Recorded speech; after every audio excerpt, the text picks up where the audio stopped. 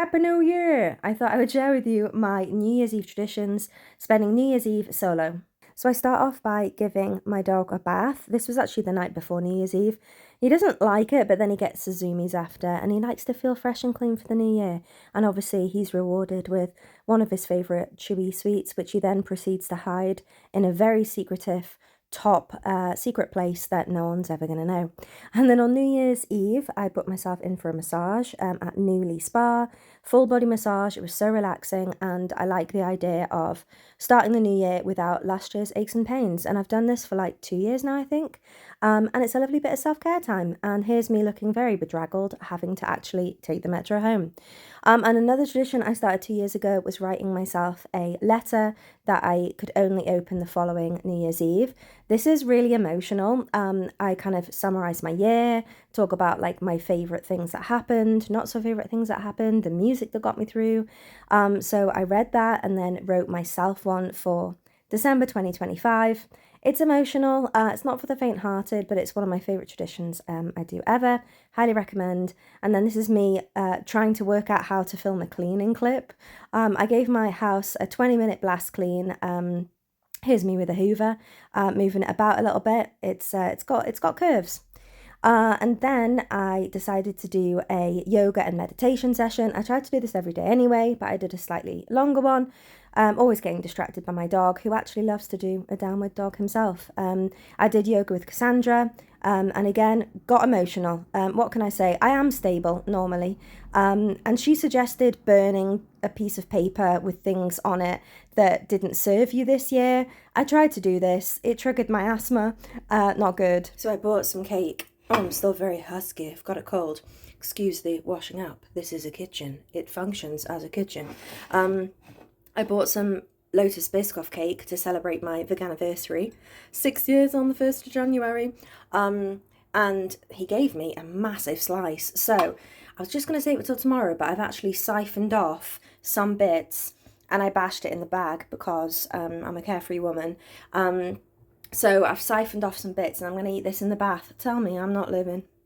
And of course, I can't have my sweet treat without giving little Obi his sweet treat too, which is half of a chewed up elephant. Obviously, it's not a real elephant. We're not that kind of family, but he likes these chewy things. Takes him a while to get into it. He's giving me a little bit of a look, but he loves it. And then I poured myself a lemon and lime kombucha and set about making my house super cozy. Lit all the fairy lights, lit my LED candles, and set out the products I wanted to use. So some Epsom salts, bath oils, and then the Lidl Lush dupe, highly recommend. And I had an everything shower and then a bath, which was very relaxing. And this shampoo smells like those banana foam sweets, which was amazing. So I cleansed my skin. I only had SPF on that day anyway. And then I did a salicylic face mask. I love this one from The Ordinary. I think I've used this now for, I want to say 5 years plus. Obviously not the same bottle because that would be very good value for money. It really exfoliates your skin, and if you have those sore under the skin spots, especially if they're hormonal, it really helps to take the ouch out of it. So highly recommend. And while that was sitting for 10 minutes, I started on my cheese board.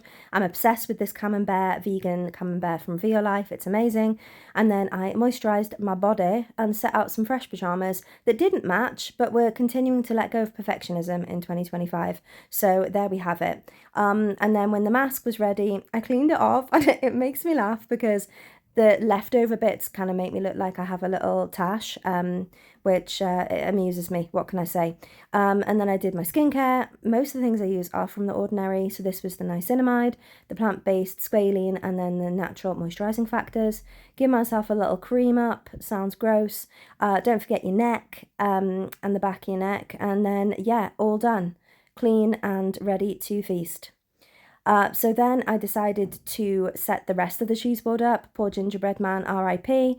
So we've got some fresh crunchy bread, we've got some chopped up red peppers, some grapes, and then I added some garlic cloves to the cheese while it was bubbling away. Honestly, even if you're not vegan, I highly recommend this cheese. It tastes so, so good. Nearly lost a breadstick, man down.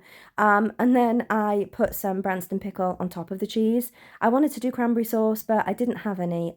So we're going with this pickle. Very, very delicious. And yeah, I tried to get a little sexy, cheesy donk shot. Didn't really work out exactly how I planned. But yeah, now to make our way into the lounge to continue my rewatch marathon of Sex and the City. One of my favourite shows. Doesn't hold up in a lot of ways. Don't love the biphobia and transphobia. But apart from that, it's a good show. And yeah, just set about relaxing, thinking about the year. It hasn't been the easiest one. So just thinking about the kind of year that's just gone while eating. And then I decided to finish this picture from my colouring book. Love these colouring books and highly recommend these pens. And then another tradition I have is I don't take down my Christmas tree for a long time. It's winter. I'm not about setting resolutions until mid-January, February. Let's relax, wind down, cheers ourselves, get cozy, and keep your lights up. Why not? And then I set aside the 12 grapes, which, if you're not familiar, it's a Spanish tradition to eat a grape every time the clock does its little ding dong. And then I put on Auld Lang Syne because I'm all about mixing cultures and traditions, and I dance around the room with my dog. And then I go outside to see the fireworks, and yeah, they're some of my New Year's Eve traditions. I hope 2025 is great for you. Bye!